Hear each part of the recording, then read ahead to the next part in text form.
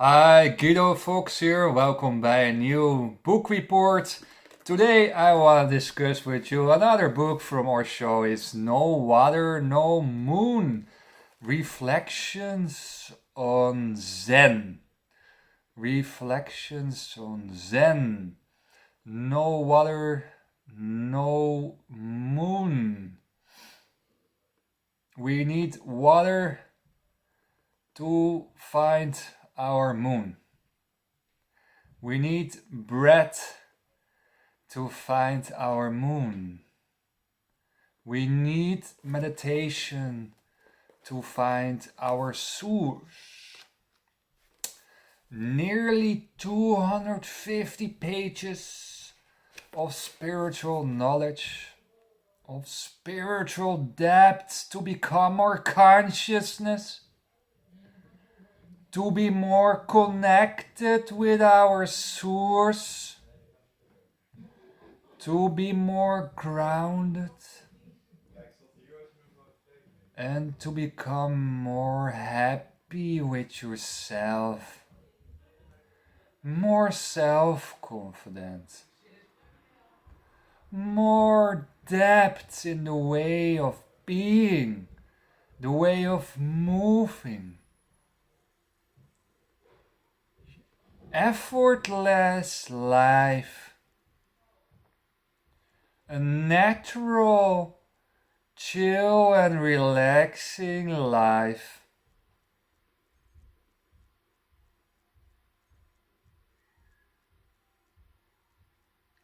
An emotional calm life.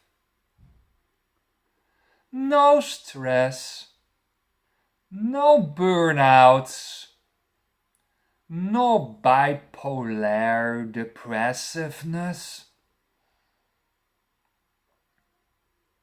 Water, energy, food for the moon, food for the source.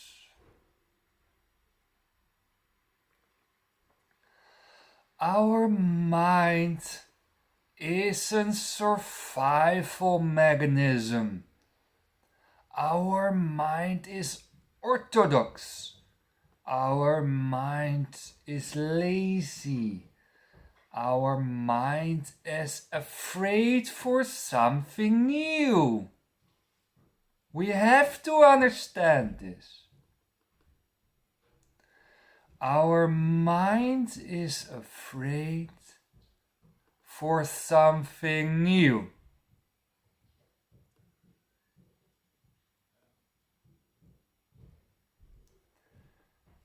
No new things in life. Stay where you are.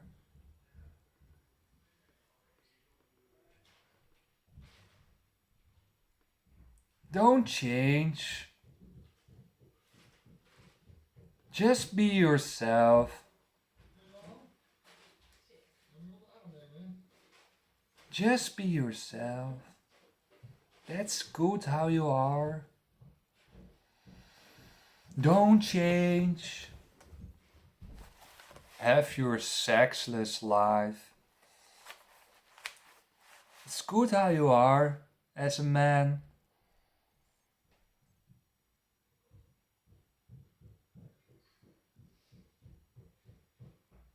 Our mind doesn't want to change. It's afraid to change.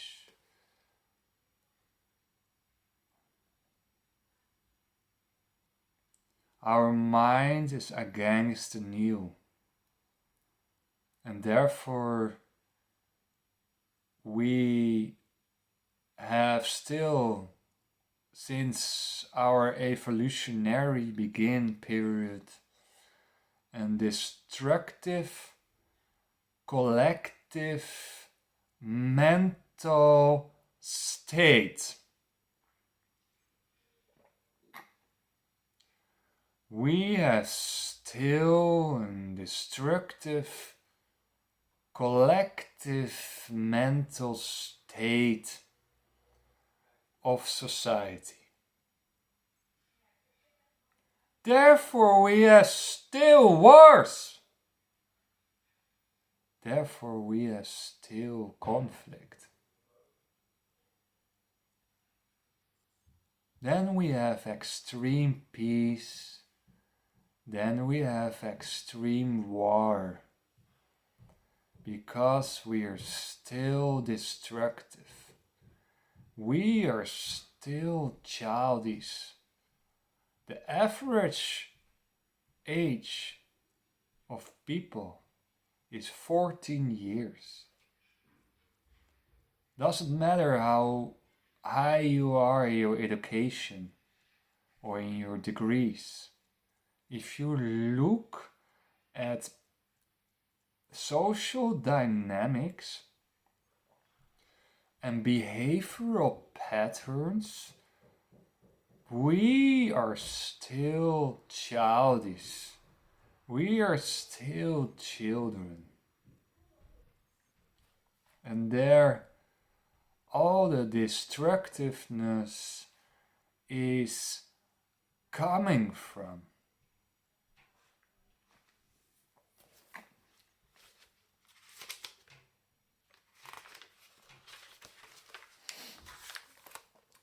Because the mind has created society. The society is always against the new. The mind has created the state, the civilization, the morality. They are all against the new. Whatsoever is created by the mind will be always against the new. You cannot find anything more orthodox than mind. So our mind is orthodox. No revolution is possible with the mind. No revolution is possible with the mind. So if you are revolutionary to the mind, don't deceive yourself. A communist cannot be a revolutionary because he has never meditated.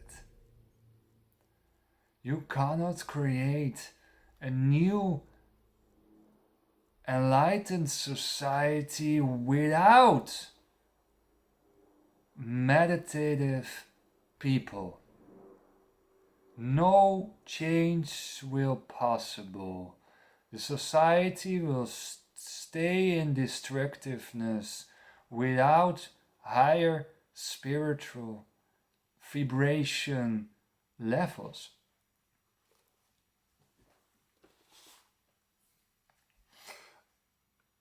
Page 33. Not a single scholar followed Jesus. Not a single scholar followed Jesus. His persons who followed Jesus were a very small group. A very small group of high evolved beings. Scholars, rationalists are going into philosophy, are going into their specialized kind of field. Only the chosen ones, the very sensitive, intelligent persons can be receptive for high evolved spiritual energies. That's a very, very small proportion of society who can raise up. Who can raise up.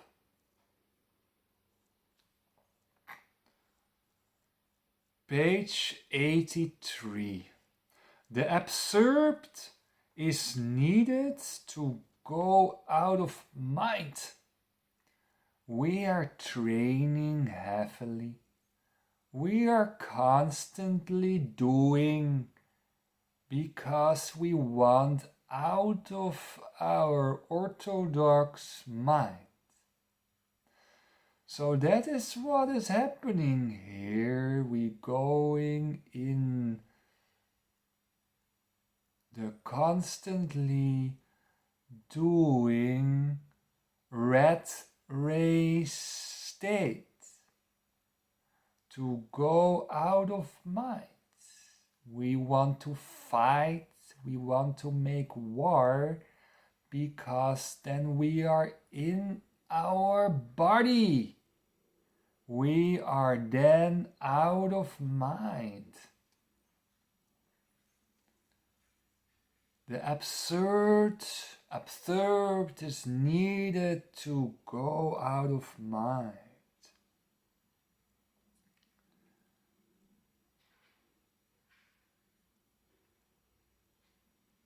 Sex. We want to have sex because if we have sex, we are in a state out of mind. We are in the body. We are in each other's body. We are in each other's body. And we are out of mind. Sex is meditation. Sex is out of mind. And this is a very interesting analysis of Osho is the mouth-sex relationship. If you have a shortage of sex, or variation of sex, personal variation, you going into food. And then you become fat, and then you have less sex, of course. So it's a self-fulfilling prophecy. It's a circle. If you are kissing, then you get your hormones on fire to get sex. It's a pre-stage from sex. So your mouth is very connected with sex. And this is so interesting observation of Osho is that people are talking and talking, and then I see in clubs, in the past, in football cantines, and also in schools and Friday afternoon work events, people are talking constantly, and they say nothing. They really say nothing. And if you step out the crowd and you see how the crowd is moving, then you see the patterns. It is so interesting. They talking and talking, empty talkings, and the relationship is that they are sexual unfulfilled. And then the energy has to release in a kind of way. So what they're doing is they talking and talking about bullshit. Because they are sexual, unfulfilled. It's the pain of the monogam conditioned slavery society, what causes the bullshit egocentric talks on the Friday afternoon events. I never understand it. From my youth to now, why people talk so much constantly without saying something. All those quarrels. But it is related to our sexual unfulfilled society and wishes.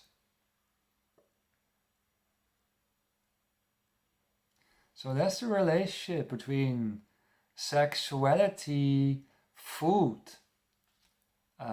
kissing, and talking so much without saying anything.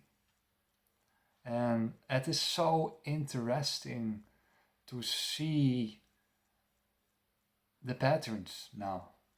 I really see the patterns from a distance, the destructiveness from a distance. And I think that is beautiful, but also confronting for some people. Page 121. Vicious circle complaining. And that is what you see, right? If you complain, then you probably complain also about other things, or complaining about the history or your past, and you stay in a complaining circle, and you be complaining become a self-fulfilling prophecy. So complaining, and the only way to step out this complaining circle is connectiveness with your 7 centers. The only way is meditation. Meditation delivers calmness, delivers peaceness, and then you can stay out this complaining circle, destructive complaining circle, where you are addicted to. A very interesting sentence is addicted to. You're addicted to drama, you're addicted to complaining because your parents were complaining to each other, your parents were complaining to you. You are probably victim of 25 years of destructive parental conditioning. Your grandmother, your brothers, your sisters, they all complain. They all complain about their own misery. They all complain about your misery. And then you stay. Then you stay in the complaining addiction mentality. And it is, of course, very painful to see from a distance that you are mental slaved by the complaining conditioning. And it's also very difficult to step out. To step out the mechanism that you always complain to others. You always share your complaints to other people. I don't do that anymore. I don't share my drama. I have nearly no drama anymore in my life. To share the drama constantly to others is also very destructive, because you were addicted to sharing drama outside you. So it's an addictive mechanism to be aware of. The addiction to complaining. It's interesting, right? Interesting circle and long-term conditioning from complaining. Even your DNA is complaining DNA. It's from lives to lives, past lives. In your blood is the complaining circle. It's uneasy to step out. It's uneasy to step out to complaining conditioning.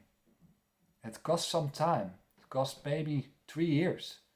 2 years to reach higher spiritual realms and levels, to step out that circle. It costs time. It costs time to change. It really costs time. Thank you for watching. No moon, no water, no water, no moon. I'm sorry. The reflections on Zen to create a more inner happiness life. Thank you for watching, and I wish you a wonderful and beautiful day. Hi.